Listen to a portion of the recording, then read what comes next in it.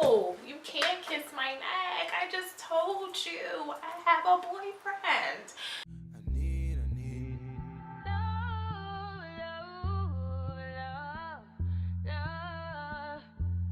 What's up, guys? Welcome back to my channel. If you follow me on Twitter, then you know that I recently put out a post that asked if you guys wanted me to start doing story times. Now, before you get alarmed and you're just like, I don't come here for story times, don't worry. I'm gonna start a new channel where I'm gonna have a bunch of story times where I'm going to explain some crazy things that have happened in my life. Now, I mean, I'm not the most exotic person. However, I do have some stories that I can share. I'm one of those people, and I'm talking about you. I am so sorry, but don't worry, I won't use your name, but you know it's you. So this story time, I'm going to share with you 2 instances where my ex-boyfriend tried to kill me. Now, again, if you guys are one of those people who go to school, who went to school with me, or you know of the situation because I've told you, please do not comment below the person's real name. I'm also going to change up some of their attributes because some things I might say might just give them away. So I don't even want to go there. Let's just get started. In high school, there was never a year where I never had a boyfriend. No, I'm not a hoe or a slut, or I don't feel like I always need to be needed. However, I just was always in a relationship. So in this particular year, it was my sophomore year of high school. So that's like grade 10, I believe. And I met this really cool guy. He, you know, he was a little different, but I liked different, and we started off as friends. Now, if you put 2 and 2 together, sophomore year, you're about like 16, 15 years old, and around this time, I was trying to get my license. My parents are Jamaican, and if I ask them, well, I'm Jamaican too, but if I'm just like, oh, you know, Daddy, can you let me, you know, teach me how to drive? He's gonna be like, what do I look like? Driving instructor? So I went to driving school, but I felt like driving school was not enough.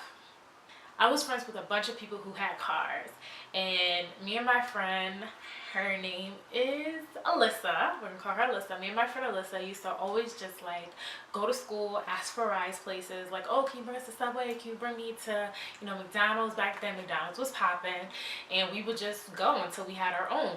So one particular friend, who was not my boyfriend at the time, but he later became my boyfriend. Like, what?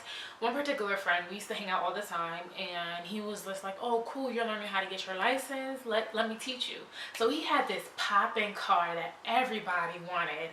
Not gonna say the name of the car, because as soon as I say it, they're gonna be like, y'all gonna be like, I know who you're talking about. Because he literally, nobody at school was driving the car he had. Everybody was driving buckets and dishes. He was driving a freaking pot, you know, like he was driving an can't say Escalade, because actually some of y'all don't really know him like that. So he was driving an Escalade when everybody else was just driving like 1992 Toyota. Okay. I was just like, yeah, I want to learn how to drive, teach me how to drive. So one day after school, I used to play sports. So this particular day, it was a half day of school. We did not have sports right away because our sports coach just wasn't there until like the regular set time. So one day after school, we decided to go, you know, he was going to teach me how to drive.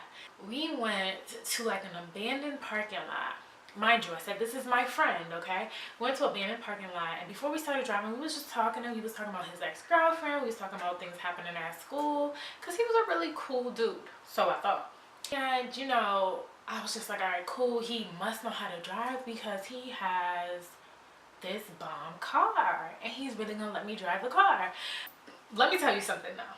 This car was not no friggin' regular car. It was a stick shift. So I happened to after we talked, I happened in the driver's seat, and I'm just like, oh, I never named him. His name is going to be,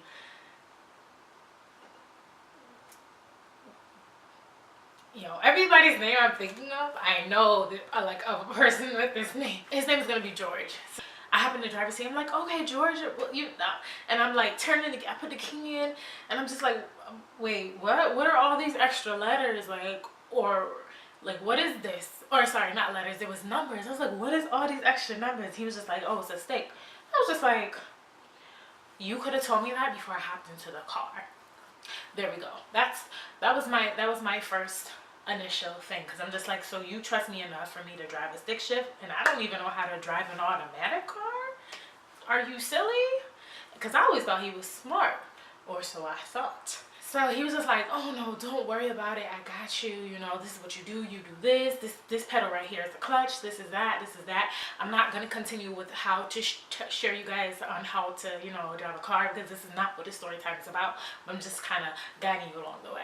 After we go through, you know, the steps on how to actually start the car so that it can move, he starts to say things like, you know, I really like you, right? And I'm just like, you know, I got a man, right? It was just like out of the blue, and I'm just like, George, I really hopped in this car because you said you're gonna help me drive, and now you're kind of spitting these things to me that don't make sense. He was just like, well, you should have known before you hopped in the car. Like, I always talk to you. I'm just like, yeah, that's what friends do. They talk. But he started getting a little weird. And so, again, let me give you some backstory on this guy real quick. He came from a different school, and he was just like different. Mind you, me and this guy were still cool, so if you're watching this video, sorry. But yes, he was different. He has some things going on with him that nobody really knew about, only his close friends and probably his girlfriend at the time, who then became an ex. But, you know, nobody really knew he had these things going on with him.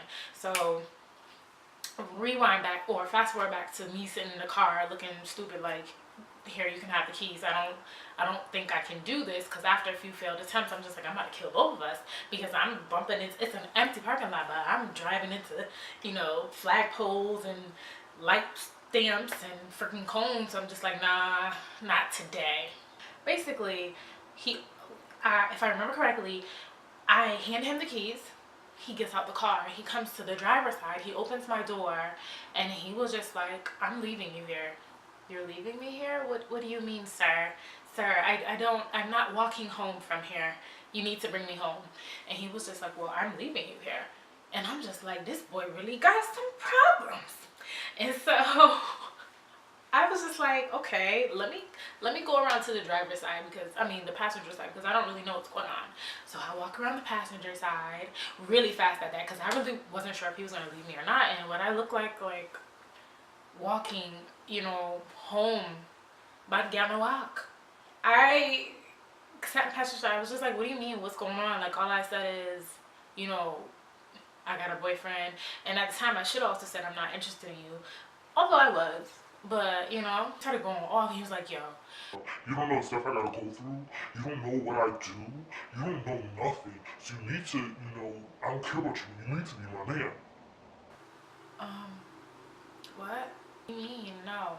Then, he proceeds to tell me how he tried to kill his ex-girlfriend. Are you trying to scare me, sir? Like, what do you mean you tried to kill your ex-girlfriend? And I'm just like, in my head, I'm just like, okay, so maybe I will walk, you know, it's okay. I could look like a scrub just walking on the street. Like, I don't need to be in a car. Like, this is all going in my head. And I'm just like, but wait, what if my mom sees me walking? I should have been home because I don't got no sports. Oh my God. So all of this is going on in my head while he's over here talking about, here's the kicker. He was just like, listen, I need you to talk to me in the backseat. I'm just like, what's wrong with the seat we sitting in right now? Like, you gotta see, I gotta see, so what's the problem? I need to see you in the backseat. So I was just like, you know what? He just told me he almost tried to kill his ex-girlfriend, and that's why he's at this school. And I'm just like, you know what? I'm not even gonna take my chances. Let's go to the back. I was like, come on, George, yeah, let's go to the back. Then this fool, we get to the back, this fool pushbacks my hair. Because, you know, I had a popping weave back then. My hair still popping, but pushbacks my hair. He was just like, can I kiss your neck? George, no, you can't kiss my neck. I just told you I have a boyfriend. So now some of y'all are probably wondering, like, okay, so why don't you just call your boy to come down here? Let's put yourselves in these shoes. If you were in a car with another guy, do you really feel like you should call your boyfriend? Because he'd probably come down there and smack the heck out of both of y'all. So that's why I didn't call my boyfriend at the time. I was just like, I'm gonna ride this one out. I got myself in this situation. I'm gonna get myself out. So he's just like, I was just like, no, you can't. This fool tries to kiss me anyway. At this point, my heart is just like, oh my god, he's kissing me. Like, I need to push you off of me. Get off, get off. And then I was just like, I started crying. I was just like, you know, guys usually respond to tears, so let me start crying. So I started crying, and he looked at me like, yo, I'm sorry. Like, what's wrong? And I just want to go home. Please, just bring me home. And he's just like, well, you gotta kiss me first. And I'm just like, do I want to die today or do I want to die tomorrow? Because if I really do kiss him, I can kiss him, he could bring me home, we could be good, and I don't die today, but I'll die tomorrow because my boyfriend's gonna find out because I'm not a liar, and I'm gonna tell him I kissed him, and then my boyfriend at the time is probably gonna kill me. What I do? I didn't kiss him, guys. I told him that I'd rather walk home. And so what he said is, nah, you're not leaving this car.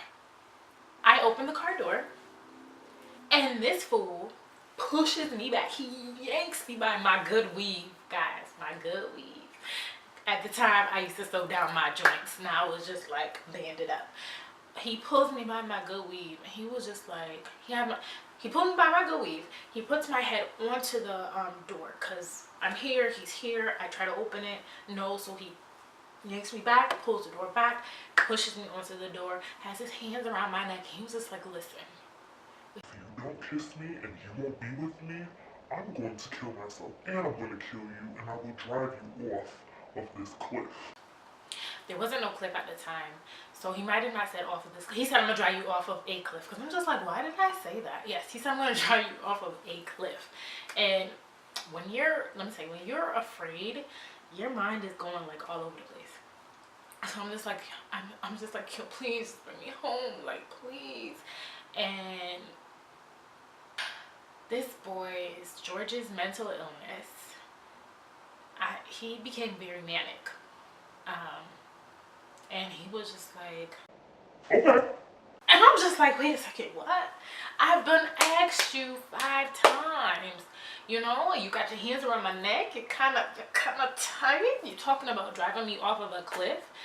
And he says, okay. In my head, I'm just like, wait, so was this a joke? Should I believe him? No, he wasn't joking. He brought me home. He did.